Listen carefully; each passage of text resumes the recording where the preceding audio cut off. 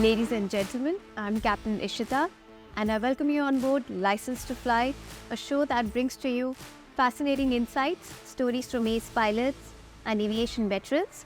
So if you're an aspiring pilot or an aviation enthusiast, fasten your seatbelts and let's take off.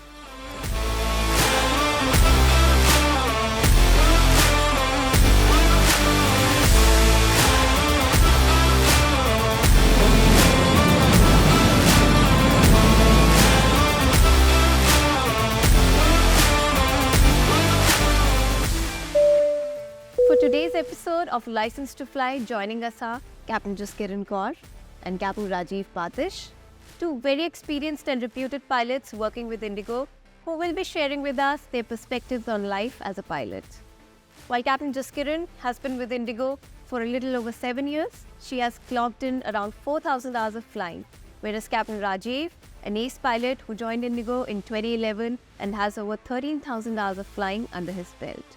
He's also a veteran from the Indian Air Force. I wholeheartedly welcome you both to this unique, first of its kind show, License to Fly. Thank you so much, Captain Ishita. It's great to be here. Thanks. And we're happy to be here today. So let's take it from the top. What inspired you both to become pilots? Since my father was in the Indian Air Force, I grew up in a world with all things aviation. He was my biggest inspiration. But my first air travel experience also sealed the deal for me. From there onwards, I became really fascinated with how airports worked, how the pilots looked so stunning in their uniforms, how magnificent the jets looked up close. So I just knew I wanted to be there. I wanted to be a pilot. Great. And how about you, Captain Rajiv?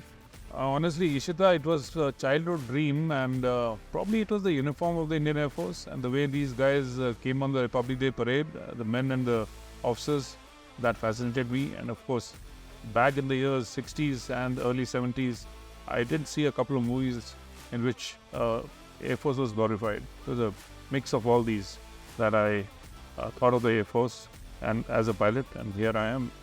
Great, wonderful.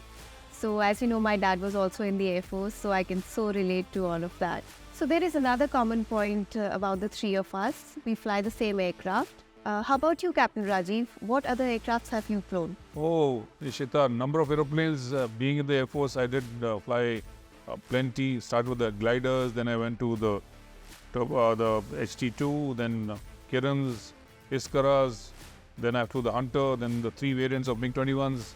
Then I came to the Jaguar. Then again I became an instructor on the Kirans, and finally I signed off flying the Jaguar and the MiG-21 together at one base. Every airplane has its own charm. Airplane which gave me the best feel was the Kiran.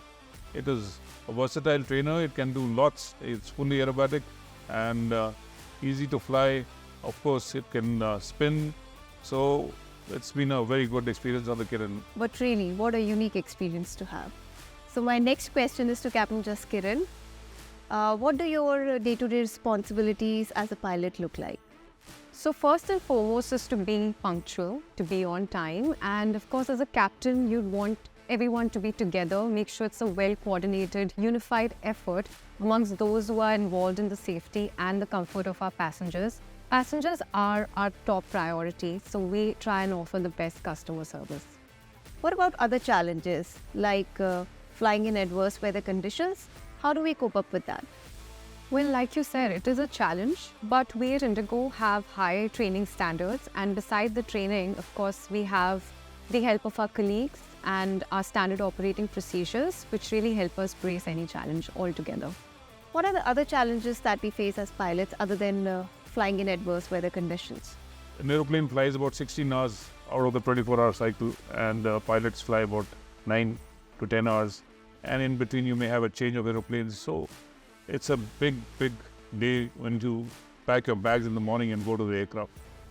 And then you have to work around the rosters, because rosters give you the kind of flying you do. And then we have the on-time performance, OTP, and such like demands. And for all this, you need to prepare yourselves, train yourself, and be sure that every time you do the same work again and again, the same position. Captain Jaskiran, in all emergencies, we care for the safety and security of our passengers. But in unaccounted for situations, what protocols do you follow? Well, firstly would be to remain calm and avoid any knee-jerk reactions. With training and with experience, we are well equipped to handle such situations. We all agree that first thing is, in any such a situation, to fly the aeroplane. And once you've got the aeroplane under your control, then the next thing is, where am I going? About my navigation, whether I going to the correct destination, to the correct side, or correct direction, find the correct height, am I flying at the correct speed?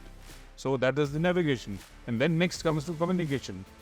And I must check with my other pilot what is happening, communicate, find out a common ground, also inform my cabin, and then of course talk to my passengers, and take help from the radars and the people on ground, and also inform my company. But by and large, these things of following the dictum of flying the aeroplane, then navigating and communicating should see you through in most of the cases. Definitely. I think that's a golden piece of advice. My next question is related to technology. What are the recent technological advancements that you've seen in flying? Well, along with the enhanced automation and the regular updates that we get, I'm sure that Rajiv would also agree that the major breakthrough we've seen is to be able to see our charts and our documentation in an electronic format. That reduces paperwork and is more environment friendly, so I'm a big fan of that. The technology of flying the aeroplane from basic push and pull rods, which could have failed for various reasons, are today on to fly-by-wire system. And then because the engines are so good, their performance is better, and we've cut down on the use of hydrocarbons by almost 15 to 20%, reducing the carbon footprint, and which is going in a big way to make the environment much richer. So technology has been a big boost to the aviation industry.